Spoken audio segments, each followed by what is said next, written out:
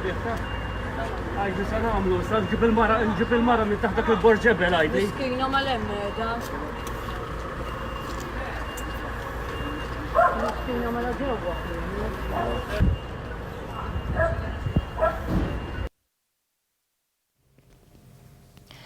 Bonġu, minni sanatikom l-odwa tajba għalix miex odwa tajba. Lovin Daily l-lum ser kun program speċjali fukat fuq il-traġedja illi ġrat il-bira. Għadna kif rajna filmat illi jekk ma jaqsamlekx qalbek dak il-filmat ma nafx x'jagħmel.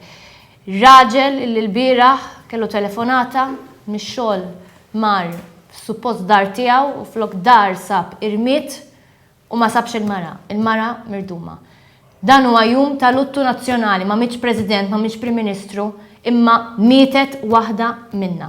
Kollha kemm aħna għandna niftakru dal-jum bħala l-ġurnata li għandu jinbidel il-mentalità. Din ir-reba għal flus għal kostruzzjoni biex minn dar żgħira nibnuha u nagħmlu profitti tiegħek. Għaliex dik ir-reba ġiet skapitu ta' ħajja.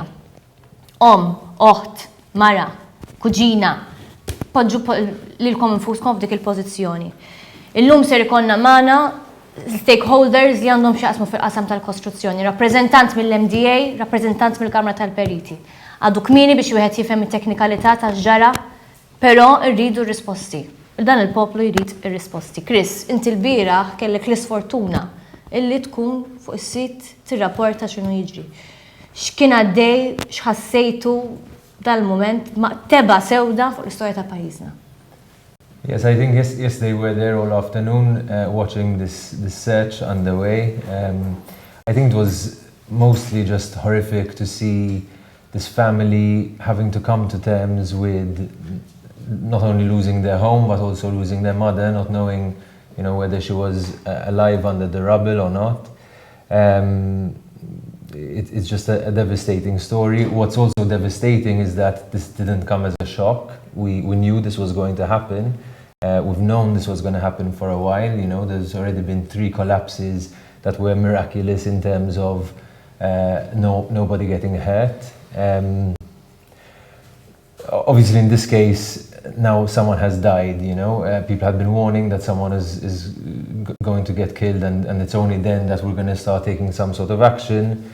We must say that there's been a number of deaths actually in the construction industry in the past year as well, so we shouldn't forget those as well. I think one thing that's particularly sad as well is Miriam Pace's son was actually on holiday celebrating his birthday when this happened, so you can just imagine the sort of tragedy that is unfolding for this family and was unfolding yesterday as we were watching, as we were reporting the case. Obviously at about 10 p.m. after an 8-hour search, they finally found the woman's body, Miriam Pace's body. And yeah, so this is a crisis. Something needs to happen. Today we'll be discussing what could happen and what needs to happen. Maybe you could also give us a bit of a roundup of some of the developments we saw yesterday as well and this morning. Ekku, mela, kif għattajab inti Chris għal-ħabta ta' 2:15 il-Pulizija ġew Malta fit-triq Joseph Abela Skolaro, tiġi triq bejn il-Ħamrun u Santa Vejna rebek kien hemm siti rapportaw lokalitajiet differenti, baqgħet tfittxija għaddejja ġurnata sħiħa biex tinstab Miriam Pace.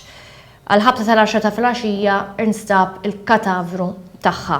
Sa dan it-tant l-MDA issospendiet persuna il-Malcolm Malija li kien wieħed mill-investituri ta' dan il-proġetti li wkoll council member tiegħu.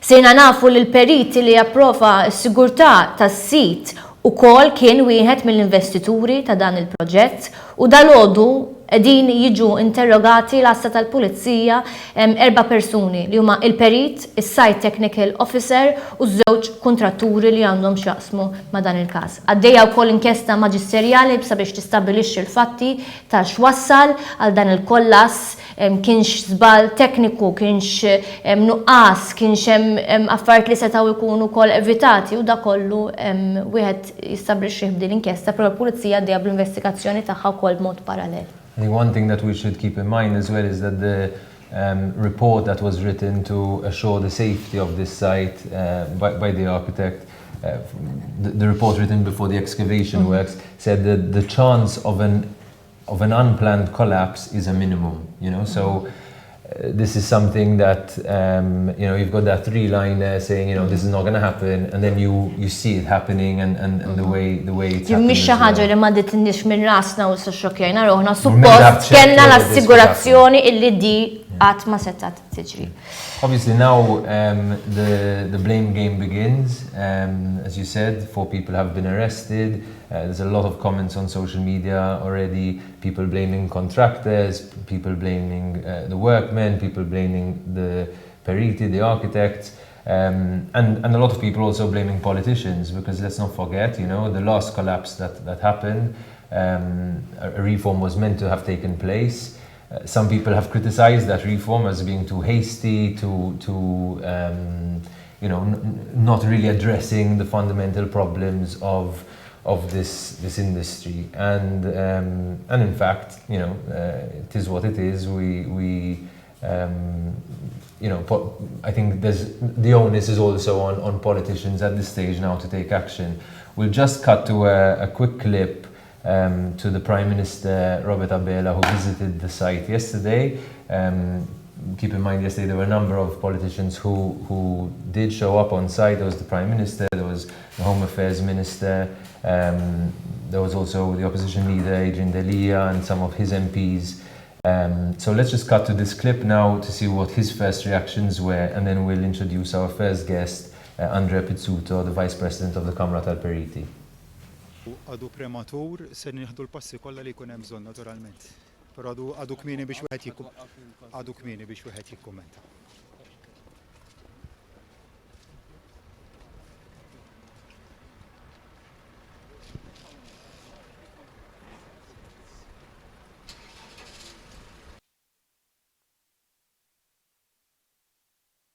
So thank you very much, Andrea Pizzuto, for being with us. Obviously, this is a very sad and shocking day, but in your job, you now need to sort of take some sort of action or respond to this crisis. I must start by asking you about that report. You know, so you have an architect who is certifying the report, certifying the site as being safe, that there's not going to be any unplanned collapses. The person also happens to be an investor in the project. You know. How can we trust Periti to say our construction sites are safe if they're not? So first of all, I would like to express my condolences to the family of Miriam Pace. I wouldn't like to comment specifically on the case itself because of an ongoing magisterial inquiry. As you know, the Ħamrun has an investigative role as well.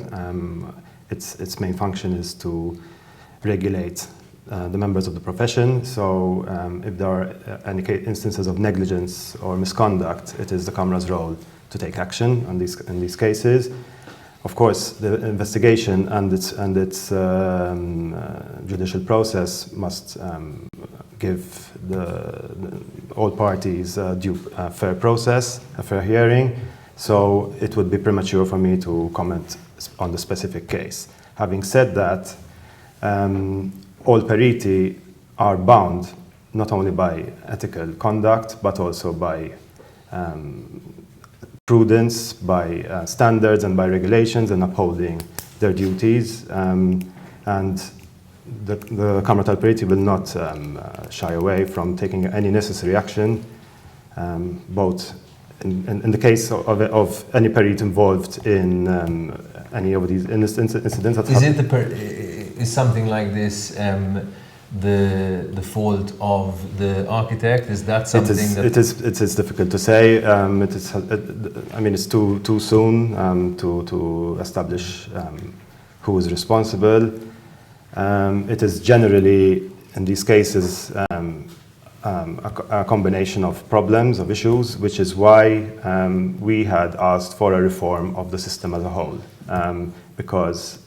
Were you happy with that reform? Not at all. Unfortunately, it was insufficient. It didn't go far enough. And what we've been proposing is a comprehensive reform that addresses the processes themselves to ensure that these situations do not occur. The regulations that were brought into force last summer address what happens if they do happen. So an increase in insurance premia and insurance policy cover, and redress in the cases where there's these types of incidents. But our drive is to ensure that these things do not happen at all. So Għan waqfek daqxejn, nitkellmu dwar ir-riforma sewa, issa jina unfittex il-braħ fil-għaxija, tilat li l-intervista li tat il-President tal-Kamra tal-Periti ma li daħlet ir-riforma. Waħda mill-kummenti ewlenin tħassib fuq din ir-riforma kienet illi dawn additional safeguards, kif tajt inti l-insurance, ser ifissru iktar spejjeż u allura l-end user ħajkun qed iħallas iktar, u kien hemm kumment illi l-iskop iddaħħal il-requirement ta' studju addizzjonali, u l-kliem eżatt kien li l-iskop tal-istudju huwa diffiċli li wieħed josserva. Ġifieri x'in is-sitwazzjoni? Hemm additions li huma diffiċli biex il-periti, biex on-site managers li jaraw technical officers huwa diffiċli biex jilħu dak il-livell, jew m'għandniex liġi li tissalvagwardja li jkun hemm dawn l-inspections, dawn l-istudji, dawn l-osservazzjonijiet anke fuq il-ġebla dejjem. Ħanamluha ċara, l-ispejjeż għas-sigurtà mhumiex ixu. Il-problema li kellna bir-regolamenti kif ħarġu sena l-oħra kienet li l-istudji li kienet jintalbu japplikaw fix-xenarji kollha fejn ikun hemm qed isir skavar issa. Hemm standard Ewropew, il-Euronorm, li jirregola id-diżinn tal-istruttura, inkluż id-diżinn tal-pedamenti u l-iskavar naturalment. Dawn l-standards ma jitlux fis-seħħ permezz tal-liġi, jitlu huma standards li huma obbligatorji li jiġu osservati mill-periti jew mill-enġiniera. Issa, il-requirement tat-testijiet u da kollu li hemm bżonn isir għandu jsir fuq ġudizzju professjonali u tekniku ta' skont is-sit. Ġifieri hemm siti fejn hemm bżonn tests iktar, hemm siti fejn hemm bżonn tests inqas. Għaliex? Għax ċertu żoni huma magħrufa li hemm ċertu tip ta' blat u żoni oħra hemm magħrufa li hemm ċertu tipi ta' blat oħra. Ir-regolamenti ma tagħmilx distinzjoni bejn dawn. Ġifieri ir-regolamenti japplikaw f'kull każ u f'ċertu każijiet jas ikun mhux biżżejjed u f'każijiet oħra jkun ftit. I wouldn't like to go into too much technical details, but let's think about what the public is thinking right now. You know, yes. If I'm responsible for a construction site, you know, if I'm building a penthouse on my block of apartments, for example, or if someone is building if there's a construction site right next door to my building, yes. Shouldn't I be worried? Shouldn't we be stopping construction until we understand exactly what is going wrong? I mean, these are 4 collapses at least. I believe there were more minor collapses that might have even gone unreported, you know? Shouldn't we be alarmed by the state of affairs? Our deep regret is that our drive and push and constant badgering to have a proper reform of the industry have been unheeded. So and who's to blame last year we published a document, a 100-page document, in May 2019, before the incident started happening last year, where we set out our proposals for a complete total overhaul. Basically there are 3 fundamental proposals that we're making here. One is that there needs to be in place a full set of building and construction regulations, and that these building and construction regulations need to fall under one authority. At present, there are 24 different government departments and authorities that have a say in the regulation of buildings and the construction process. But while all this is happening, ultimately people are still building. Yes, unfortunately, there's a lot of construction going on. I was driving to the site yesterday, and you see, you know this collapse just happened, and you're seeing these other construction sites. God knows how poorly managed they are, you know. And I don't know, it just seems, when there was the collapse last time, construction was halted. It can't be poorly managed, Chris, because if they're poorly managed, people should be losing their warrants right now. Yes. if they are poorly managed. Look, if there is a Perite responsible for any of this, then he must, he will eventually be found guilty through the court. So, and then there is an automatic removal of the warrant through the law. So your priority now, to round up, your priority right now as Camera, what is it? How are you going to respond? Let me just finish another point. Another important proposal or request that we have been making for a long time is the introduction of registration and licensing of contractors. At present, there is no such requirement. So anybody can claim to be a contractor, start demolishing, excavating or building next door to anyone, and there is no safeguard, there's no obligatory insurance, there is no skills, no training.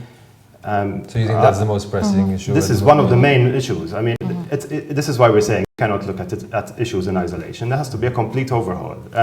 Thank you very, very much. Last question, Chris, because I've been... you mentioned ethical conduct. Issa l-fatt li din naraw li dan il-perit kien wieħed mill-investituri, perit li japprova s-sigurtà tas-sit huwa wieħed mill-investituri. L-etika tagħkom xi tgħidu jekk ma tgħid xejn, tħossu li issa wasal iż-żmien li di tiġi breach of ethics? Our code of conduct already contemplates that conflicts of interest are not allowed. So the Camera, as in all similar cases, opens a conduct case immediately. We have 3 conduct cases for the incidents that happened last year ongoing, and another one will be opened for this case. Of course, on the issue of negligence, we have to await the magisterial inquiry because the magisterial... Lemma tal-konflitt ta' interessi ġifri huwa breach tal-etika tagħkom u hemm reperkussjonijiet. U x'inhuma reperkussjonijiet ta' xi ħaġa? Reperkussjonijiet mhux dal-każ imma f'każ li perit ikun ukoll investitur. Nitkellmu b'mod ġenerali. Il-ksur tal-kodiċi tal-kondotta jew negliġenza jew bringing in disrepute profession huma 3 sitwazzjonijiet fejn li jista' jwasslu għal sospensjoni jew revoka tal-warrant. Ġifieri il-konsegwenzi huma diġà previsti fil-liġi li huwa proprju funzjoni tal-Kamra. Kamra twaqfet 100 sen ilu. Ġifieri u twaqfet għal dan l-iskop biex tara li min qed jikser il-kodiċi tal-kondotta jew qed jimxi b'mod negliġenti jitwaqqaf milli jkompli jagħmel dan. Thank you very much. Thank you ħafna. We're going to round this up and bring on our next guest. Fil-fatt, il-bira fuq is-sit Lovin Malta wkoll inti naħseb Chris, ġibet filmat li fuq is-sit apart il-politiċi marru wkoll l-MDA. Sandro Ketkuti, il-President ta' l-MDA fil-fatt ukoll Michael Stivala, l-Viċi President tal-MDA li se jenaqat ma' nadaqt, marru fuq il-post jider biex isabru lill-familjari tal-vittma naraw. That's Sandro Ketkuti, the MDA president, coming to hug the family, causing more commotion.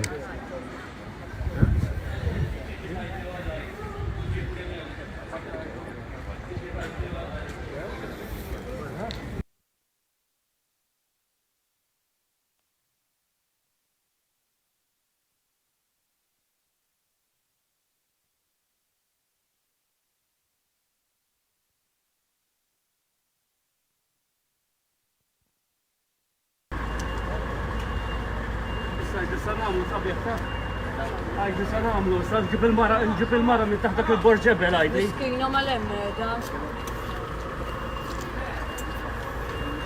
Miskina mal-ġewwa.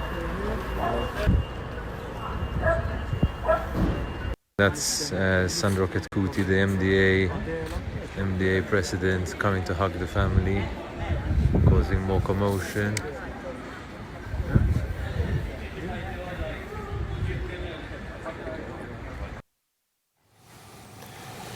Mr. Michael Stivala, Secretary General of Malta Developers Association, thank you very much for finding time to come on the program today. I'm going to start with a question that all Malta is asking you. Do you have blood on your hands? Ħaġa nixtieq nibgħat kondoljanzi l-familja Pace għal traġedja li inqalalhom dal-lejl. Aħna m'għandniex demli. Aħna minn dejjem minn ġiet iffurmata l-MDA dejjem insistejna u biex jidħlu iktar regoli biex isiru policies fejn traġedi bħal dawn ma jsirux. Ma tisiru. Issa, hemm raġunijiet, każ tal-bieraħ ovvjament għadu qed jiġi investigat, ma nafux x'inhija eżattament iċ-ċirkustanza. Anke l-oħrajn għadhom jiġu investigati?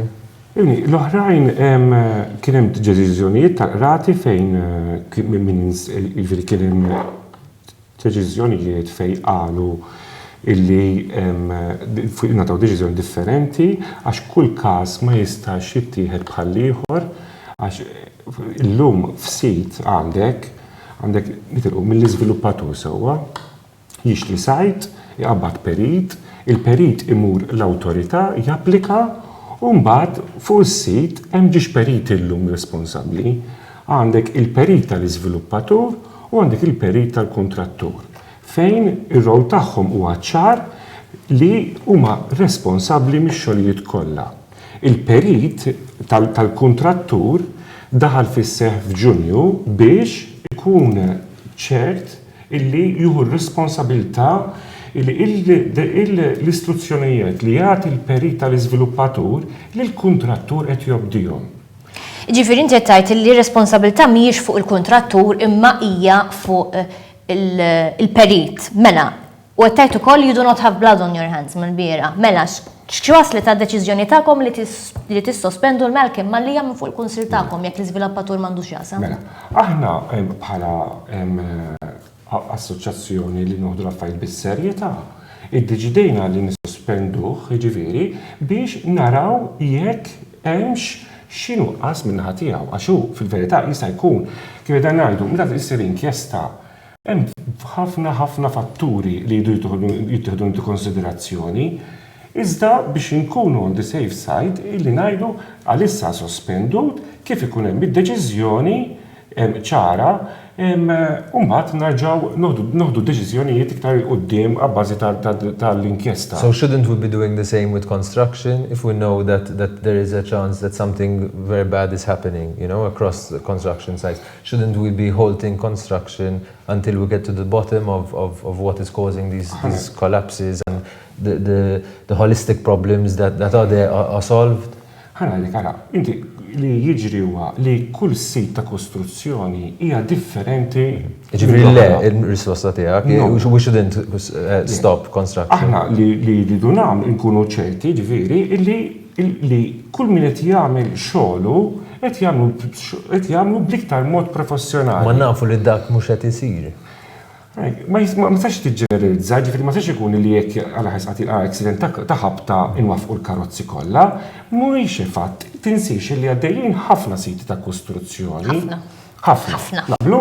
Mela, eżatti, issa, mela taħseb inti ġifieri għax ġara wieħed kien hemm xi nuqqas jew. Ma mhux wieħed, tawa qed ngħidu erba', ġifieri dak kemm ta' ftit żmien, 100 persuna, hemm persuni oħra spiċċaw bla dar. Hemm xi ħaġa ħażina. Inti għandek flat headache, this construction works is going on. Shouldn't you be afraid that you might be the next victim? What are we going to tell the next family who is also a victim of this crisis?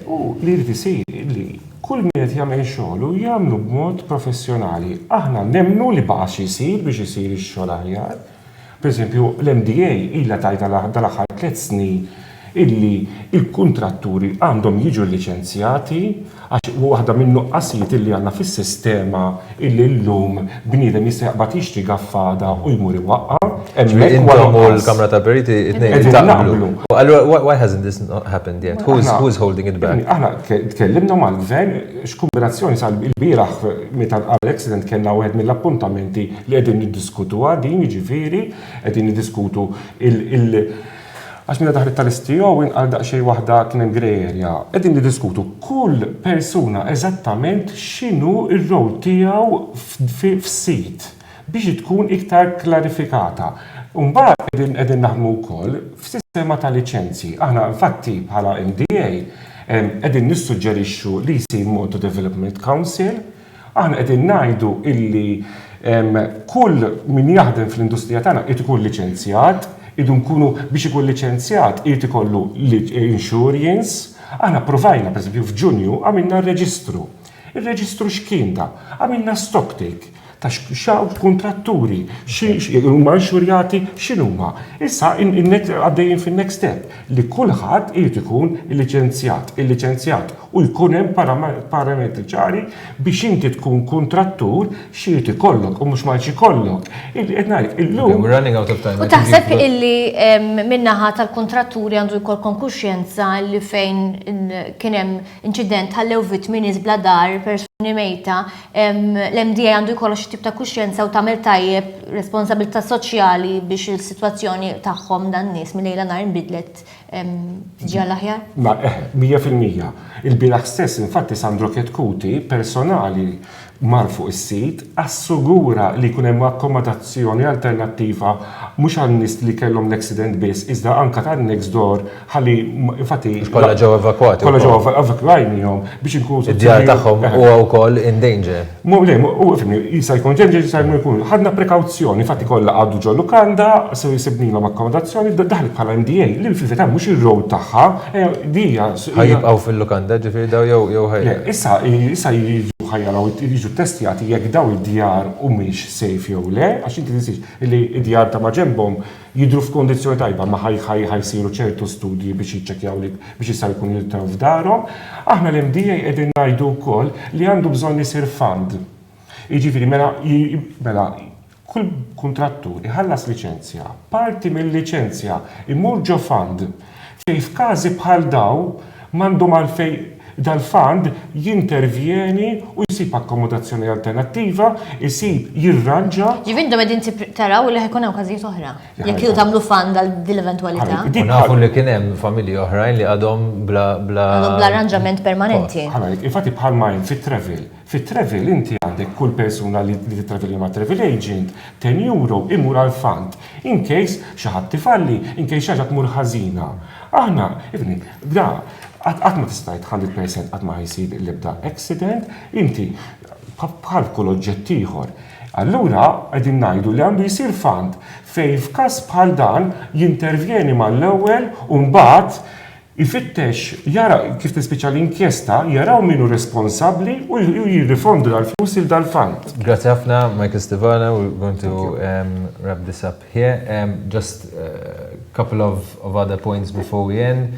There is going to be a protest tonight. Republica is organizing a protest tonight at 7 p.m. around the vicinity. Nar sibtu kol ser jkun hemm protest oħra organizzata mill-moviment Graffiti. Il-poplu arrabjat, il-poplu jrid ir-risposti, da ma kienx programm normali għaliex is-sitwazzjoni mhijiex waħda normali. Intemmu l-programm nota differenti, nara dal-klim u mhix idoqqu qampjena. Grazie ħafna.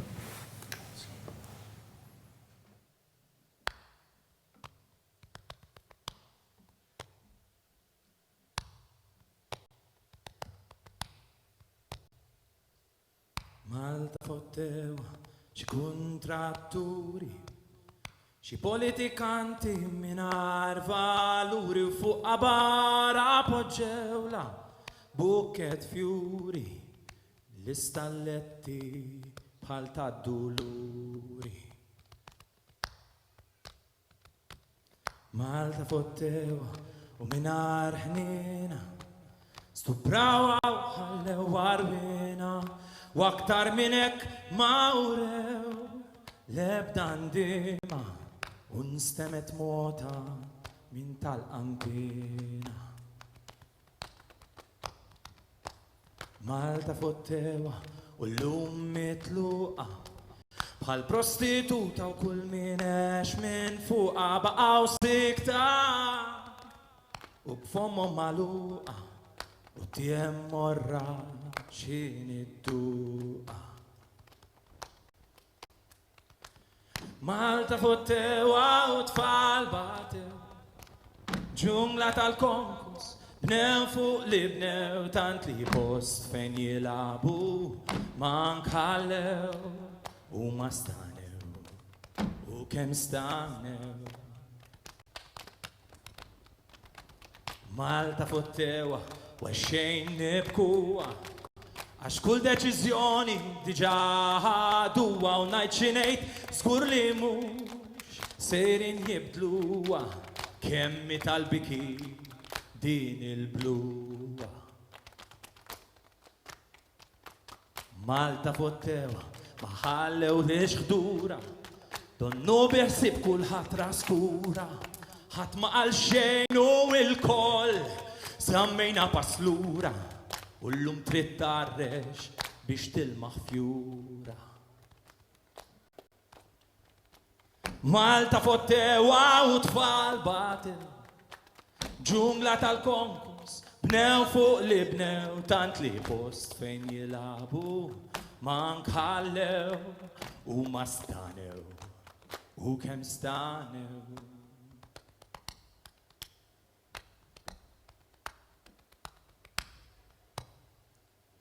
Malta fottewa, ħanqula l-pulmuni, fil-waqt li getsu il-miljuni, dillar spiċċat bħal naġa, ġuħal l-juni, u jien qed nanni għaliex bikmuni. Malta fottewa, bidlula surita, maġbaqa witmen tad-dixxita, donnu li jaw xi ħadd li qiegħed jisħita, għaliex insejna min qatt jirita. Malta fottewa u tfal batew, ġungla tal-konkurs, bnew fuq li bnew, tant li post fejn jilabu, ma nħallew u ma stanew, u kem stanew.